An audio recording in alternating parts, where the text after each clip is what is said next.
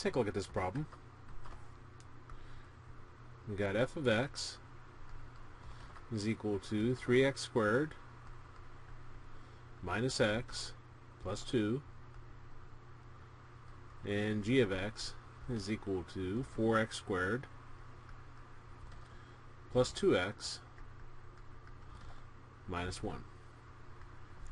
And we want to find f plus g, and then we're going to plug negative 2 in for x. So let's first find f plus g. Again, what we do is put parentheses around each function and put a plus between them.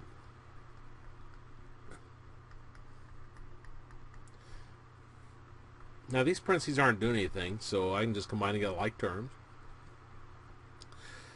We got 3x squared plus 4x squared is 7x squared.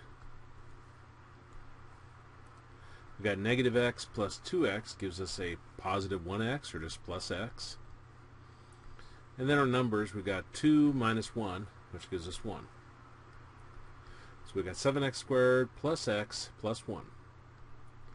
Now after we find that, then the second part of that first piece is to plug negative 2 in for the x. That's what that notation says. So we're going to go through, and everywhere we have an x, we'll put in a set of parentheses. Now whatever's inside of parentheses here is automatically what you put in here and here. So put negative 2 in there, negative 2 in there. Negative 2 squared is 4 minus 2 plus 1. Gives us 28 minus 2 plus 1, 26 plus 1, or 27. Okay, now let's find the other one. We want to find f minus g. And again, we'll put parentheses around each function and put a minus between them.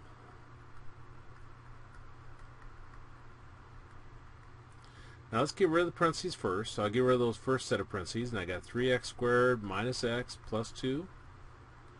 And remember, a negative in front of your parentheses flips the sign of everything inside. So that's the flip sign of the 4x squared, the 2x, and the minus 1. So the positive 4x squared becomes a negative 4x squared. The positive 2x becomes a negative 2x. And the negative 1 becomes a positive 1. Well, let's combine together like terms. Here's an x squared and here's x squared. 3x squared minus 4x squared is negative 1x squared, or just negative x squared. Here's an x and here's an x. Negative x and negative 2x gives us negative 3x. And then our numbers, we got 2 plus 1, which gives us 3. Okay, then after we find f minus g, they're going to plug 5 in for the x. So that's what that notation means. So everywhere I have an x, I'll put in parentheses. Everything else will remain exactly as is.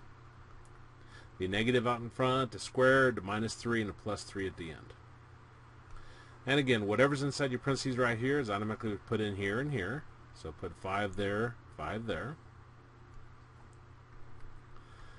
5 squared is 25. Negative 3 times 5 is negative 15 plus 3, which gives us negative 40 plus 3, or negative 37. And those would be your answers.